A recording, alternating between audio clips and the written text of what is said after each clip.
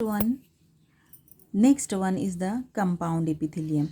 Last time हम लोग क्या देखे थे? Simple epithelium. सिंपल एपिथेलियम में कौन कौन सा देखे थे हम लोग? 7 different types of simple epithelium. One is squamous epithelium, cuboidal epithelium, columnar epithelium, ciliated epithelium, glandular epithelium, sensory epithelium, and last one is the germinal epithelium.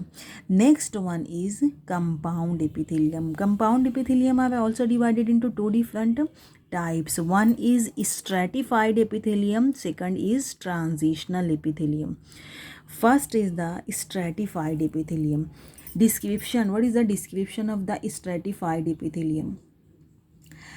Stratum germinativum.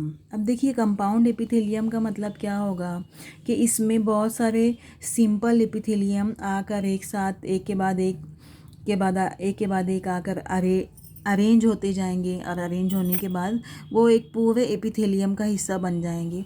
तो ये क्या होगा? हम लोगों का कंपाउंड एपिथेलियम हो जाएगा। अब उसको ही क्या नाम दिया गया? Stratum germinativum. तो lower layer with nucleated cell. Stratum germinativum किसको बोला जाएगा? जैसे कि यहाँ पे फॉर एग्जांपल यहाँ पे हम लोग लेते हैं कि ये वाला हिस्सा यहाँ पे है हम लोगों का स्क्वैमस एपिथेलियम। उसके ऊपर आके अटैच हुआ है बहुत सारा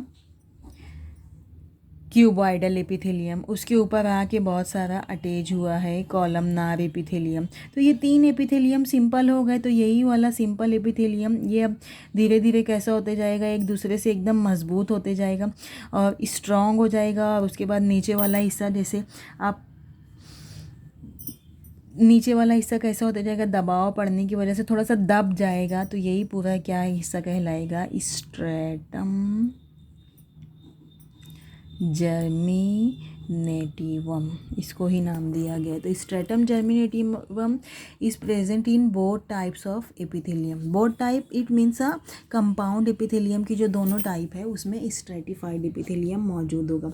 इसका डिस्क्रिप्शन क्या है कि न्यूक्लियस इसमें लोअर साइड में न्यूक्लियस प्रेजेंट होगा। एक ही न्यूक्लियस नहीं होगा, बहुत सारे न्यूक्लियस प्रेजेंट होंगे।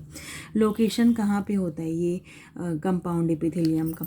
एपिडर्मिस ऑफ स्किन, स्किन के एपिडर्मिस रीजन में। एपिडर्मिस,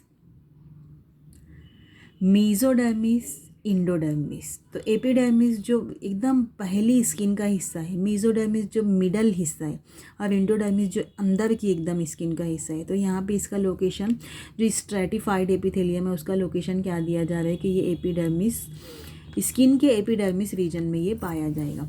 उसके अलावा ओसोफेगस में भी पाया जाएगा। ओसोफेगस गिज़ा की नाली, ट्रैकिया हवा की नाली, ओसोफेगस गिज़ा की नाली। कोर्निया, हम लोगों की आँख की पुतली कोर्निया कहलाती है। मालूम है आपको?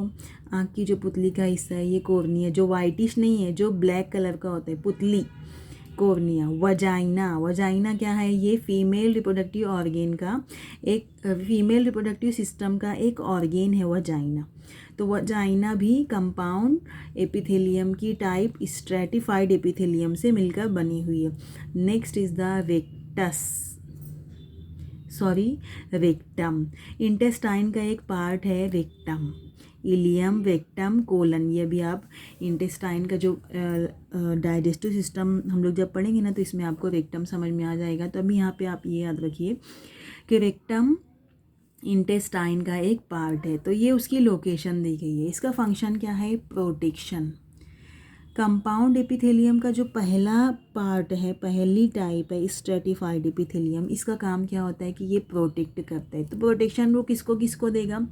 एक एपिडर्मिस ऑफ स्किन को देगा, ओसोफेगस को देगा, कोर्निया को देगा, वजाइना को, और रेक्टम को देगा।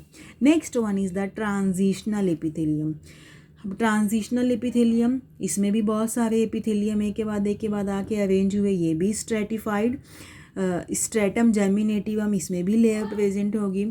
Cell undergo a change in their shape and structure depending on degree of stretch. हम लोगों की बॉडी के अंदर कुछ सेल ऐसे हैं जो जिसमें खासियत है कि ये स्ट्रेच हो सकें और उसके बाद वापस अपनी पोजीशन पे आ सके। तो एक डिस्टेंस तक ये स्ट्रेच होते हैं, जैसे कि इलास्टिक होती है।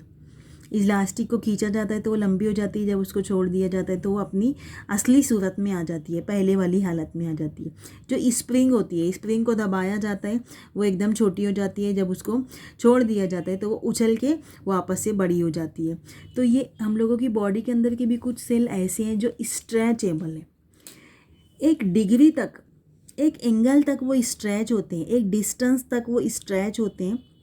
अब स्ट्रेच होने के बाद वो कुछ देर के बाद वापस से नॉर्मल हो जाते हैं। तो ये किसकी कौन से सेल की वजह से, सॉरी कौन से एपिथेलियम की वजह से ये होता है?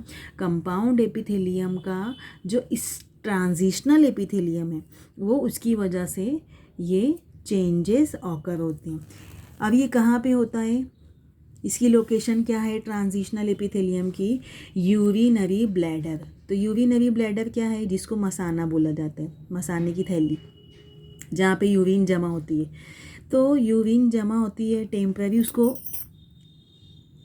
टेम्पररी स्टोर करने वाला ये बैग है एक, है ना, उसको यूरिनरी ब्लैडर बोला जाता है। और उसके बाद ये वो यूरिनरी ब्लैडर को जब यूरिन एक्सपेल हो जाती है तो ये वापस अपनी असली सूरत में आ जाता है। लेकिन जब तक वो यूरिन को स्टोर करके रखता है तो ये अपना डिस्टेंस धीरे धीरे बढ़ाते रहते हैं। Next is the distension of organ. Function क्या है कि ये डिस्टेंशन करता है, मतलब इसके डिस्टेंस को कम ज़्यादा करता है। ये वैसा ऑर्गेन है, ये उसका फंक्शन दिया गया है। ये क्या है हम लोगों का? कंपाउंड एपिथेलियम है। तो बच्चों आपको ये पूरा सिंपल एपिथेलियम, कंपाउंड एपिथेलियम आपको याद रखना है ना।